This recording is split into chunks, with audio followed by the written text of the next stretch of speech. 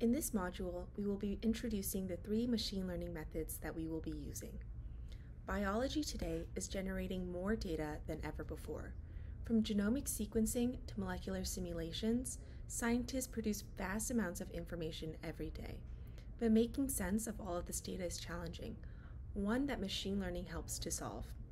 Machine learning, or ML, allows computers to recognize patterns in data and make predictions without being explicitly programming. Instead of writing out step-by-step instructions, we train a model using real-world examples and let the computer learn the relationship itself. Machine learning is transforming biology in many ways. It's helping us classify proteins based on their structure and function, predict how molecules interact, this is key in drug discovery, and analyze genetic mutations and assess disease risk. Instead of manually analyzing thousands or even millions of data points, ML allows us to uncover patterns and relationships in just seconds. But how do these models actually work? Let's explore the 3 types of machine learning models we'll be using in this module. First up, decision trees and random forests. Think of a decision tree like a game of 20 questions. Each step is a yes or no question that narrows down possibilities. For example, let's say we want to predict whether a molecule binds to a protein. A decision tree might ask, is the molecule small enough? Does it have the right charge? Does it match the protein's shape? At each step, the module makes a split, eventually arriving at a classification, yes it binds or no it doesn't. Random forest takes this idea further. Instead of relying on just one tree, we can create hundreds of different trees, each using a slightly different approach. The final prediction comes from averaging these results of all the different trees, making it more accurate and reliable.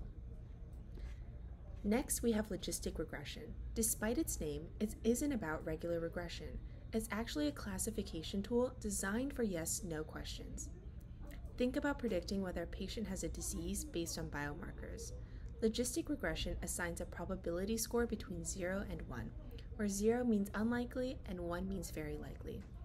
For example, if we input blood test results, the model might predict 0.85, which means a high chance of disease, or 0.10, a low chance of disease. In molecular biology, we use logistic regression for tasks like predicting whether a drug will be effective based on molecular properties. Finally, we have neural networks, specifically multi-layer perceptrons, MLPs. These are inspired by the human brain and are especially useful for complex pattern recognition. Neural networks consist of layers of neurons, where each neuron learns a different feature from the data.